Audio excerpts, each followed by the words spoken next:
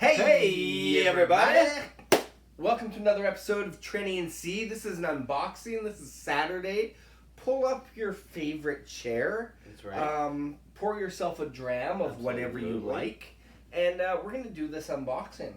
Preferably pull up a Deanston Virgin Oak. Yes, absolutely. Because that's what we're doing tonight.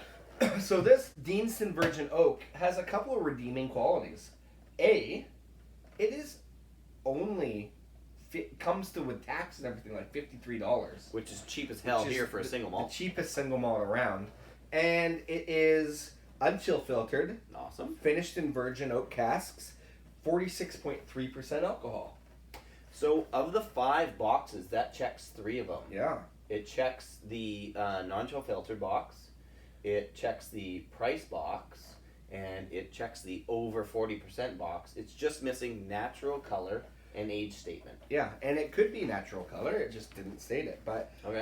All good things so far. Let's open this guy up. This is our initial cool. Tasting. Look at that. Look at that. It's like a weird little origami what they did box. with the cardboard there. Okay, this is also... I just like the bottle. Look at that cool bottle. Oh, it's a little bit boxy at the top there. Yeah, let's just show the people. Virgin Oak, Deanston Mill, built on the River Tythe, driven by water power, reestablished as Deanston Distillery. Cool. Unchill filtered and finished in virgin oak casks. Okay. Okay, I'm going to pop the top on this one. Here we go. Okay. All signs point to Here we go. a good outcome. Oh, excellent. Nice. Pop. Okay. I tried this one at the Whiskey Fest a couple of weeks ago. And you sneaky monkey. Oh, look at that cool. Yeah, I'm a sneaky monkey. Did you sneak off and run? One thing about that is I remember thinking it's quite good, but you're trying so many whiskeys. Yeah. And you're looking forward to the next. And the next, and the next. And it depends what you had before it. Like, yeah. Did you have some locally distilled single malt aged for 5 seconds? But I do remember thinking, because they had a lineup, they had some age statement ones. Yeah. And I thought I'd try the kind of the bottom shelf, because I know we can get it. Yeah. And so I thought, why not? Let's do it and see where we're at with this guy. On the nose, that's got a nice nose. Oh, yeah. Sweet and kind of a little bit doughy. Yeah, it's got some definite barley sugar kind of things. With some fruits in there, like some stewed fruit. Yeah. The honeys and the little bits of herbal notes. It's got like kind of a refreshing style nose to it almost. Kind of a even a bit of like a vanilla brown sugar thing kind of going on. I think really for the cheapest whiskey single malt Scotch that we can get is Glenlivet Founders Reserve. So probably. This being maybe a head-to-head to that, that'd be interesting to see what is the best kind of bang for your buck. Priced. Yeah, because the Founders Reserve sitting right here is only... Presumably that's 40%, yeah. 40% alcohol, and this is 46.3, which is pretty cool. Did I say 46.3? You did. And that's correct? Just making sure. Yeah. A little bit even kind of grassy. Yeah, there's some like fresh kind of notes on there without it seeming, it doesn't smell really young or anything like that. Oh, not at all. I think there's a bit of like a hay kind of grassy thing kind of going on there. That is a really nice nose for... And it's coming out too. It's bigger than I was expecting, that's for sure. As we let it linger. Oh, there's some cranberries notes in there. Because you have to let it linger. You do. You have to let it linger. Do you have to let it linger? But there is the traditional, like, Scotchy kind of, like, bit of I don't want to say burnt, like a little burnt toffee. Yeah. A little, yes, grassy, but kind of smoky oaky without it being smoke. Like it's not Yeah, smoky, not true but, smoke, but but just char- something that charry, is maybe? specific to Scotch. toasty. Okay, let's get into the flavor here. Yeah. Oh, Wow, that's that's pretty different than the nose. That's pretty big. Like it's not burny necessarily. Dare I say? Why do I keep saying dare I say? Dare you say it? Did you dare me to say this? Truth or dare? Call me crazy. Maybe I'll switch my line to call me crazy. Sure. You don't care anymore. No. You've lost interest. A bit springbanky. Ooh.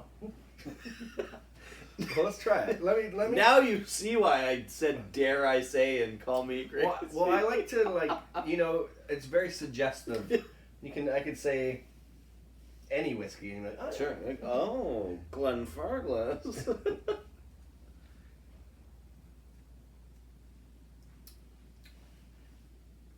Well, it's true in the sense that there's no real like sherry characteristics to it. Nothing like that. It's all very like bourbon barrel. Natural. It does seem natural. Naturally scotchy. And for 46.3%. But Springbank gives me this tingle. I'm getting the tingle that I get from Springbank. And maybe the flavors aren't Springbanky, but I'm getting the tingle that I get. Well, it kind of does have like that lime rim margarita kind of thing that Springbank has. Yeah, if that it's a makes bit. any sense. It's like salty. It's a little salty. Yeah, but I kind of more I'm thinking of like in the way that I get this kind of sizzle and this tingle from a Springbank. So maybe I don't want to dote on that I don't want to dote on that note. No, sure. I was gonna say one thing. Oh, sure. I think the nose is a little doughier than the flavor. Yeah. Because it's zesty in the flavor. Yeah. The flavor it's has like effervescent or something. Yes.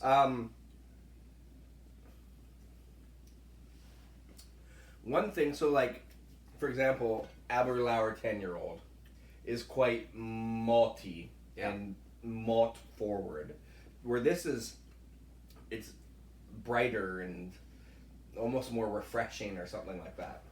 The downside of this one that I'm seeing right now is it's got a bit of a bitter finish. There's a bit of a lingering bitterness. Yeah, I can see that. It actually, if there's a bit of the a useful virgin oak characteristic. kind of flavor, it's at the end. Where sometimes those virgin oak casks can leave a lot of. That's where like youth kind of comes in. Yeah.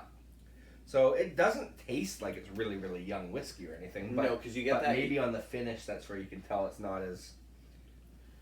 Yeah, because you can get like that gluiness, and it's a bit, it's a bit present at the end there in the finish. But for the most part, I really like the arrival, and I'm gonna say like overall, like for the price of this is not bad at all. And I would suggest go out and buy it, especially if it's relatively cheap. Like for a single malt, you're not getting much better than that for the price. No, especially for the percentage and unchill filtered and everything. No, I mean that could be a really good introduction to Scotch for some people. Yeah, especially for the price. I don't want to get too deeply invested into the Scotch journey before I know what I'm getting into.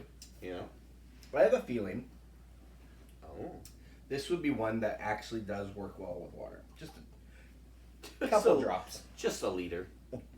That was like, a tablespoon. That was a good tablespoon. A tablespoon.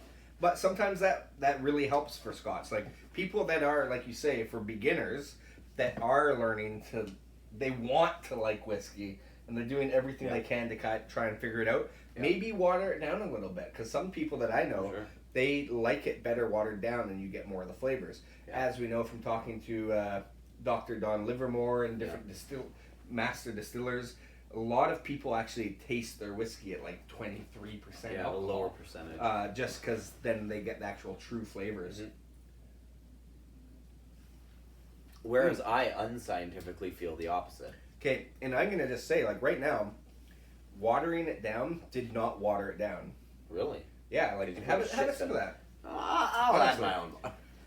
Honestly, You put a shit ton in there. it didn't make it seem like it's watered down now. It almost like boldened it up and sweetened it up a little bit. A little bit of Scotch mist. Yeah, unchill filtered. So nice. A little oily Scotch mist. It mellowed the nose for sure. The water mellowed the nose. I quite like it. For the price. For the price, sure. I mean, Yeah. like, you'd almost like anything for the price. Well, let me put it this way. You can buy McClellan's, and they are single malts, but they're not distillery specific, for about the same price as this one. And, you know, I'd say this kicks their asses. I'm going For to the most part. say that I prefer it without the water. Really? Yeah, I definitely prefer it without the water. Just, I rarely put water in a whiskey.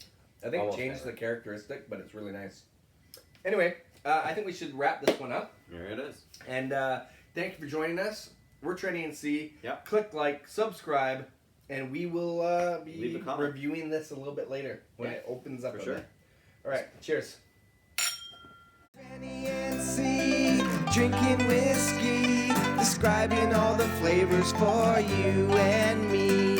Irish, Scotch, bourbon, and rye. If they like a bottle, they'll tell you why.